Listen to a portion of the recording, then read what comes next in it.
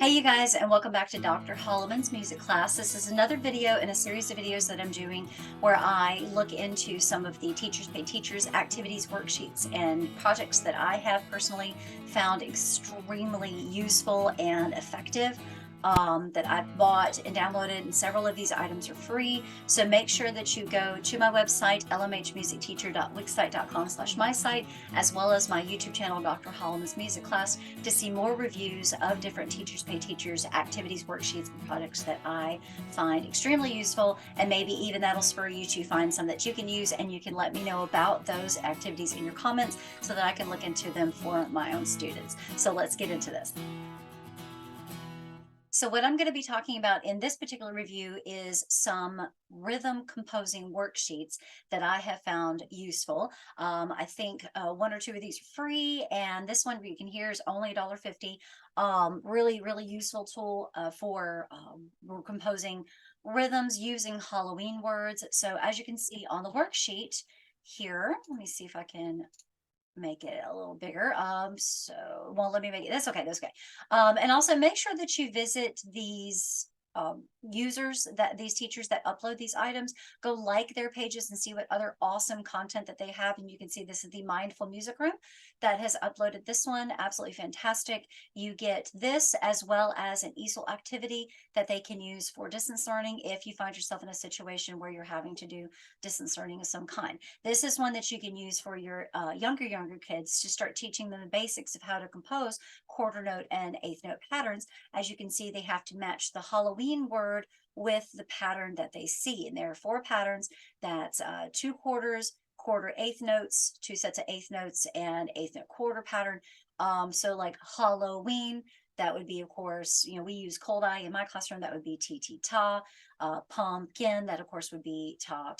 So you can have them do things where they match the word and they have to write the word. So this is cross curricular, where they're actually learning to write the word and pronounce the word and feel the syllables for it. So if you have some sight words maybe that your teachers are using in their regular homeroom classrooms, then you can try to maybe create your own worksheet and incorporate the sight words that you're doing into your own worksheet of doing rhythm. So this could be one rhythm activity that you find useful, and also can spur you to design your very own.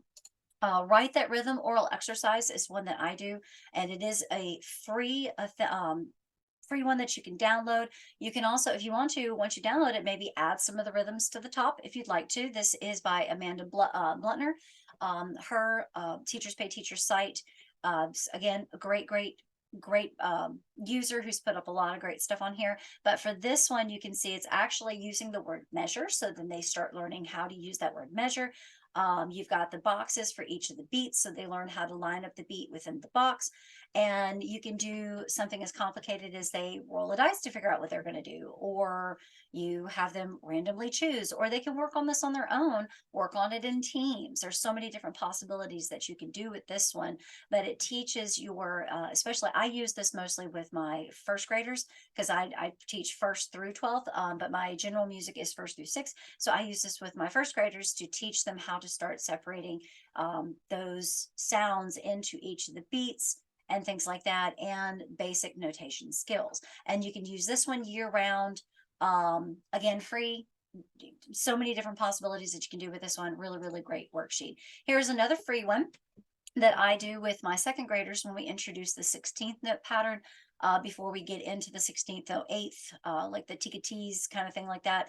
And what's great about this one is if you look very closely at it, you can see that there are words written underneath each of the boxes. And what they have to do is read the word, sound it out, and figure out how many syllables are in that word and which one of the sounds match. So one of the things that my students try, I have to make sure to keep constantly working on to get into their brain is, just because you see an eighth note set, you see the two circles, I try to teach them that each circle represents sounds, and anytime those sounds are hooked at the top or they have little lines coming off the stems, then that means that you have to put some together to create a full beat. So this is a great way to teach them. Each of the boxes represent a beat. If there's a word under the box, however many sounds that word makes, that's what matches the pattern they put in. And if there's nothing in the box, of course, they would be putting in beats of rest. And you can see it also comes with the answer key. So what I do is I go have them do the first line with me, And then we start the second line, and slowly but surely I let them get on their own where they're working through the rest of the worksheet without me prompting them for every word or helping them sound it out. And I'll make sure to walk around the room, and anyone who's having trouble with a specific word, then I'll help them sound it out. I don't just give them the answer. And then I'll also make sure to go in and point out any mistakes that I see as I walk around the room. And as I notice they get, say, the third line done, I'll take the answer sheet and scroll it up just so where they can see those answers and double check themselves. So it's a great way to start teaching them some independence once you start teaching those more advanced rhythms. Again, free. I'm the queen of the free, so anything that I can get for free for these kids to use, I use. So hopefully these 3 items you find useful: the rhythms of Halloween worksheet, the write a rhythm oral exercise, and this one you can even say the rhythm out loud and they can go write it in. So this supports their listening skills, their ear training skills. So many possibilities with this one. You can have them do it in teams where one team member will say the pattern and then the other team members have to write the pattern out. So again, so many different possibilities. And of course, this one is a great way to start introducing that 16th note pattern, start getting them independent for composing and notating these particular patterns. So hopefully these 3 worksheets you find useful to yourself. And what I've also noticed is if I don't have the money at that time to purchase that item, I can add these to my wish list. And I have got so much stuff on my wish list right now that as I find, oh, I can now find an activity I can do with that, I'll make sure to go and purchase or download that item, because there's so many free things on Teachers Pay Teachers if you've not discovered it yet. And as always, make sure to visit my YouTube channel, lmhmusicteacher.wixsite.com/my site, and subscribe to my YouTube channel, Dr. Lynn Holloman's Music Class, so you can be up to date on more reviews and other videos that I create around music education. And if you have any questions, please leave those comments and make sure to like, share, and subscribe. See you next time. Bye.